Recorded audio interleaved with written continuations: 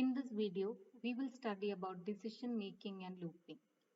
So decision making and looping means we may have to repeat some part of the program for n number of times or until some particular condition has been met. So this is made possible with the help of loops. And there are three types of loops available in C language: for, while and do while. So there are four main steps involved. First of all, we have to set an initialization condition of some variable. For example, from where it has to start. Maybe say if the variable is I, then let's write I should start from 0 or I should start from 10 or some starting value. Then we have to write which statements have to be executed again and again inside the loop. The third one is we have to set a test condition. For a specified number of times, this has to repeat. So for example, let's say till I becomes less than or equal to 50 or any condition like that. Then we also have to ensure that this I gets updated, either incremented or decremented. So these are the four steps involved. The first one that we are going to study is a while loop.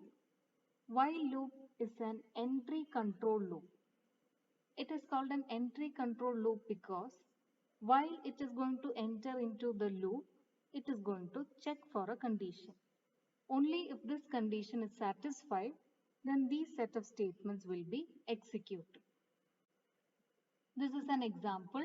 If s is equal to 1, we will set a condition that s is less than or equal to 10. If that is satisfied, then these set of statements are executed.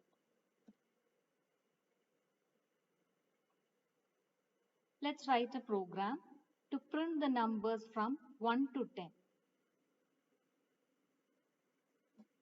So here we are going to set the value of s or any variable equal to 1. We are going to check if that variable is less than or equal to 10.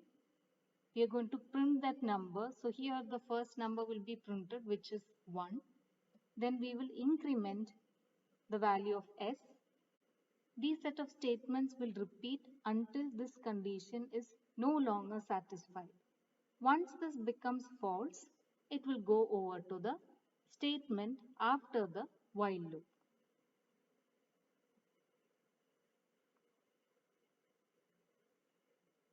So instead of incrementing, we can also decrement the loop counter. We could start from a higher number and we could ensure that it is greater than or equal to some lower number, and we could increment the value of the counter. The second one is a do-while loop. Do-while loop is an exit control loop. Exit control loop means the condition is only checked while it is going to exit from this loop. So at least one time this do-while will be executed.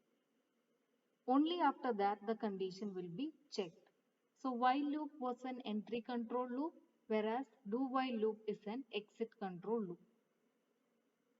Note that there is a semicolon over here at the end of a while loop, which was not present for an ordinary while loop. You should not write a semicolon over here because then these set of statements will not belong to the while loop. Let's study a program to check if a number is palindrome. Palindrome means the number and its reverse will be the same. For example, you have 363. If it is reversed, you will get 363 itself. 22 is a palindrome number. 929 is a palindrome number, and so on. So we will declare three variables, n, remainder and num, and we are going to set a variable called reverse is equal to 0. Then we are going to prompt the user to enter a number into the variable n, and a copy of that n is given to the variable named num. Now we are going to reverse the number. in order to reverse the number, first we will store the remainder of the number by dividing it with 10 to a variable called remainder. So if n is 363, if you're going to take the remainder by dividing it with 10, now remainder will contain the value 3. Then we have to reverse is equal to reverse into 10, and reverse is equal to 0 now. So 0 into 10 will give 0 itself. With that we are going to add remainder. So now reverse will be equal to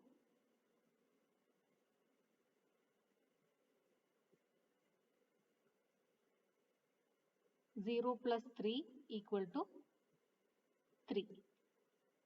Then we will actually divide the number by 10, so it will become 36.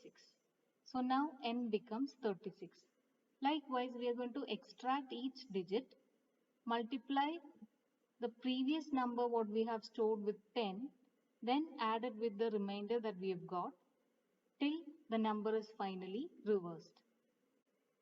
We will repeat this operation till the number n is not equal to 0. So once it reaches 0, we are going to stop this operation.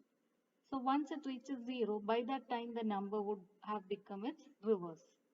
Once it is its reverse, what we will do is we will compare the reverse value with the previously stored result, that is the first number whatever we had. We are going to check if they are both equal. If they are equal, then we can print it as palindrome. If it is not, we can say it is not palindrome.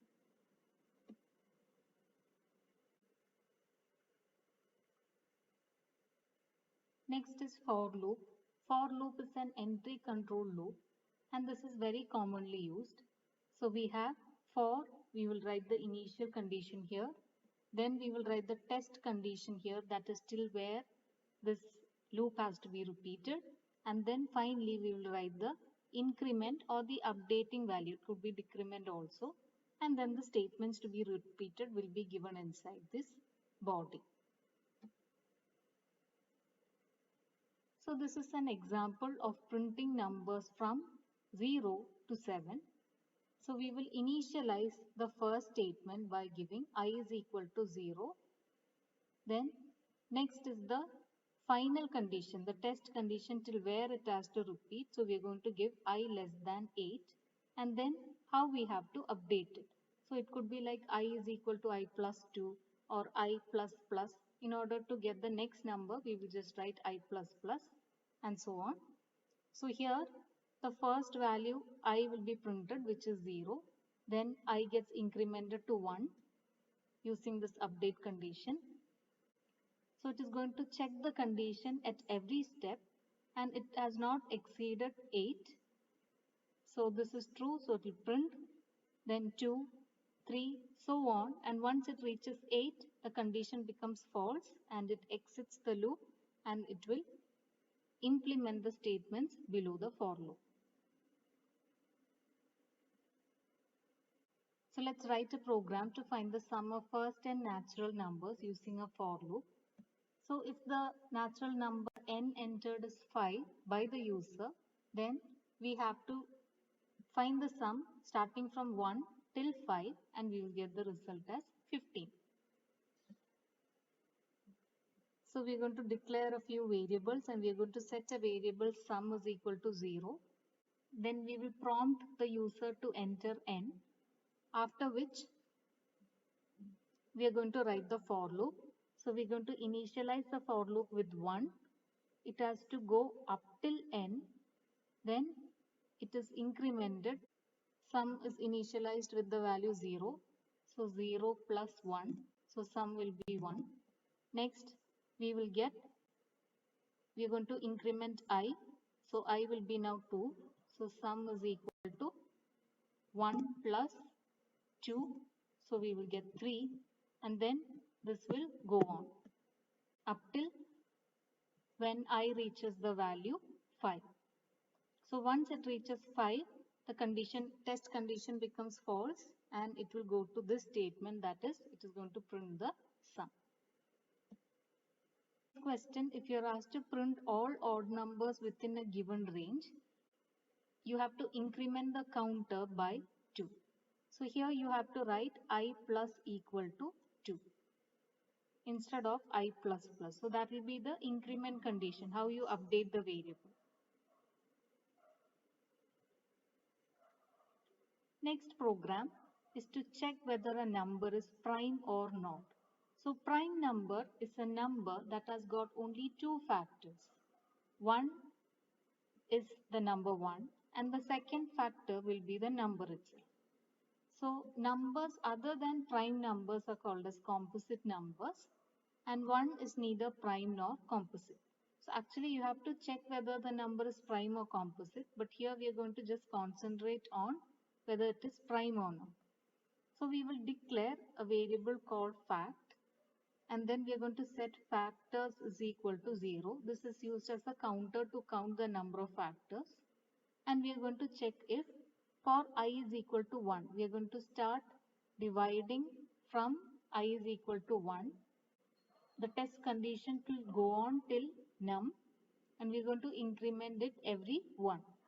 And we are going to check if the entered number num is divisible by I. So first we'll divide it by 1, then we'll divide it by 2, we'll divide it by 3, and so on. And every time it's satisfied equal to 0, it means that it is a factor, and then this variable fact will be incremented. Finally, when this condition is exited and it reaches over here, we are going to check if the number of factors is equal to 2. So if the number of factors is equal to 2, then it indicates that the number is prime. Otherwise, we will print that the number is a composite number.